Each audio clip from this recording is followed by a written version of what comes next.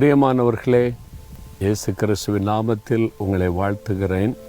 ரொம்ப அழகாக இருக்கிற இடம், குளம், பச்சை பசேரென்று அருமையான வயல்வெளிகள், தோட்டங்கள். இது ஆண்டவர் மனிதர்களுக்கு கொடுத்த ஒரு ஆசீர்வாதம். அவருடைய சிருஷ்டிப்பு அழகானது, அதே மாத்திரல்ல அது ஆசீர்வாதமானது. இவ்வளவு அழகாக ஆண்டவர் சிருஷ்டித்து மனிதன் ஆசீர்வாதமாய் வாழுவதற்காகத்தான் இந்த நிலங்களை ஆசீர்வதித்து செழிக்க பண்ணுகிறார்.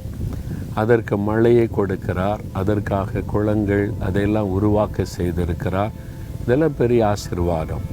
ஆண்டவர் கொடுத்த இந்த இயற்கை வளங்களை பாதுகாக்க வேண்டியது நம்முடைய பொறுப்பு.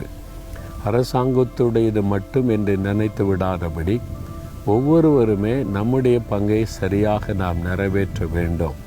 அப்பொழுது அந்த ஆசீர்வாதம், தேவனால் நமக்கு கொடுக்கப்பட்ட ஆசீர்வாதத்தை நாம் அனுபவிக்கிறவர்களாக இருக்க முடியும். சரி, இந்த நாளில் இந்தியாவுக்கு ஒரு முக்கியமான நாள் என்ன தெரியுமா? இந்திய இராணுவ தினம், ஆர்மி டே. நம்முடைய இந்திய தேசத்தினுடைய இராணுவம் மிகப்பெரிய ஒரு இராணுவம். லட்சக்கணக்கான பேர் இராணுவத்தில் பணி செய்கிறார்கள். எல்லையில் அவங்க பாதுகாப்பாக நிற்கிறாங்க.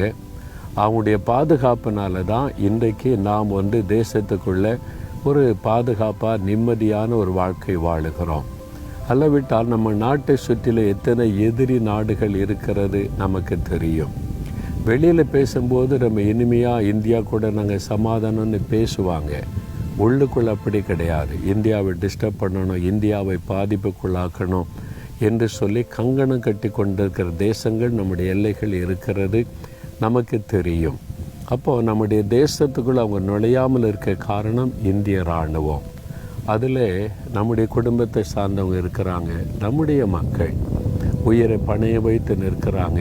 அப்போது அவங்க பாதுகாப்பின் நிமித்தமாய் உயிர் இழக்கிற சூழ்நிலைகளை நம்ம பார்க்கிறோம். தீவிரவாதிகளால் உண்டாகிற பாதிப்பு, எதிர் நாட்டினர்னால் உண்டாகிற பாதிப்புகள். நாம் நம்முடைய இராணுவ வீரர்களுக்காக செபிக்க வேண்டும். அவர்களுக்கும் குடும்பம் இருக்கிறது, மனைவி பிள்ளைகள் இருக்கிறாங்க.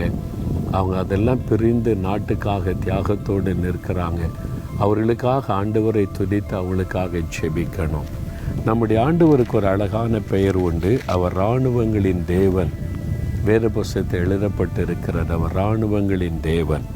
அவரே யுத்தம் பண்ணுகிறவர். ஏசாயா 42:13 கர்த்தர் பராக்கிரமசாலியை போல புறப்பட்டு யுத்த வீரனை போல வைராக்கியம் உண்டு முழங்கி கர்ச்சித்து தம்முடைய சத்துருக்களை மேற்கொள்ளுவார். ஆண்டவருக்கு சத்துரு இருக்கிறாங்க, சாத்தான், அவனுடைய சேனை. நம்மை தேவனுடைய பிள்ளைகளுக்கு விரோதமாக இந்த சேனை யுத்தம் பண்ணுகிறாரு. அப்போ கர்த்தர் இராணுவங்களின் தேவனாய் நின்று அவருக்கு ஒரு பெரிய சேனை இருக்கிற தேவ தூதர்கள், கோடான கோடி தூதர்கள். அந்த சேனையோடு இந்த பொருளாத சத்துருவோடு யுத்தம் பண்ணி நம்மை பாதுகாக்கிறார். அவர் சேனைகளின் கர்த்தர் என்றும் அவரை குறித்து வேதத்திலே பார்க்கிறோம். அதனால் அப்படிப்பட்ட ஒரு தேவன் நமக்கு இருக்கிறதுனால ஆண்டவரை துதிக்கணும். அவருடைய சேனையினால் தான் நம்ம பாதுகாக்கப்பட்டு நிம்மதியான ஒரு வாழ்க்கை, ஆவிக்குரிய வாழ்க்கையிலே வாழுகிறோம். நம்முடைய தேசம் என்று வரும்போது நம்முடைய இராணுவம், அதற்காக நம்ம எல்லா நாட்டுக்குமே இராணுவம் உண்டு. உலகத்தில் ஒரே ஒரு நாட்டுக்கு தான் இராணுவம் இல்லைன்றாங்க. சுவிட்சர்லாந்து தேசத்தில் இராணுவம் இல்லை, வெறும் காவல்துறையினர் தான் உண்டு என்று. மற்ற எல்லா நாடுகளிலுமே இராணுவம் இருக்கிறது நாட்டை பாதுகாக்க. அப்போ நம்முடைய தேசத்தின் இராணுவ வீரர்களுக்காக நம்ம நேசித்து ஜெபிக்கணும். அவருடைய குடும்பம், அவருடைய பிள்ளைகள் எல்லாம் எல்லையில் இருக்கிற தன்னுடைய தகப்பன், தன்னுடைய கணவர், யோசித்து பாருங்கள், அவங்க உயிரை பணைய வச்சு நிற்கிறாங்க. அவங்களுக்கு என் நல்ல செய்தி வரணுமேன்னு காத்திருப்பாங்க, துர்ச்செய்தி வந்துடக்கூடாதுன்னு சொல்லி நாம் அவங்களுக்காக ஜெபிக்கணும். இந்த நாளில் எல்லாரும் ஒரு நிமிடம், இராணுவங்களின் தேவனை, சேனைகளின் கர்த்தாவே, எங்களை, எங்களுடைய குடும்பத்தை உம்முடைய பரலோக இராணுவத்தை வைத்து பாதுகாக்கிற தேவன், எங்கள் தேசத்தை பாதுகாக்க நீர் எழுப்பி தந்திருக்கிற இராணுவ வீரர்களுக்காக ஸ்தோத்திரப்பா. அவருடைய குடும்பங்கள், அவருடைய குடும்பத்தார் எல்லாருக்காக ஜெபிக்கிறோம். தங்கள் உயிரை பணையம் வைத்து நாங்கள் சமாதானமாய், பாதுகாப்பாய், நிம்மதியாய் வாழ எல்லைகளிலே தியாகத்தோடு நிற்கிற இராணுவ வீரர்களுக்காக ஜெபிக்கிறோம். அதில் ஒவ்வொரு பொறுப்பில் இருக்கிற தலைவர்களுக்காக ஜெபிக்கிறோம். ஒவ்வொரு வீரர்கள் மேலும் உடைய பாதுகாப்பு இருக்கட்டும். அவருடைய குடும்பங்களை நினைத்தருளும், அவருடைய குடும்பத்தாரை நினைத்தருளும். அவங்க மேலும் உடைய பாதுகாப்பின் கரம் இருந்து தேசத்துக்கு பாதுகாப்பாக இருக்கிற அவளை நீர் பாதுகாத்து நடத்தும். என்னுடைய தேசத்தின் பாதுகாப்பில் அவளை பயன்படுத்தி வருகிறதற்காய் ஸ்தோத்திரம். அது நிமித்தம் அவருடைய குடும்பம், பிள்ளை, சந்ததி எல்லாம் ஆசீர்வதிக்கப்பட வேண்டும் என்று இயேசுவின் நாமத்தில் எங்களுடைய இராணுவ வீரர்களை, அவருடைய குடும்பங்களை ஆசீர்வதித்து ஜெபிக்கிறோம். எங்கள் இராணுவ அமைச்சருக்காக ஜெபிக்கிறோம். முப்படை தளபதிகளுக்காக ஜெபிக்கிறோம்.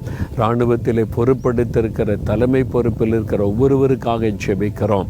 அவங்க மேலெல்லாம் நீங்கள் ஆளுகை செய்து ஞானத்தோடு செயல்பட்டு சுயநலமில்லாமல் செயல்பட்டு தேசத்தை பாதுகாக்க கிருபை கொடுத்து வழி நடத்தும். இயேசு கிறிஸ்துவின் நாமத்தில் அவளை ஆசீர்வதித்து ஜெபிக்கிறோம் பிதாவே. ஆமேன், ஆமேன்.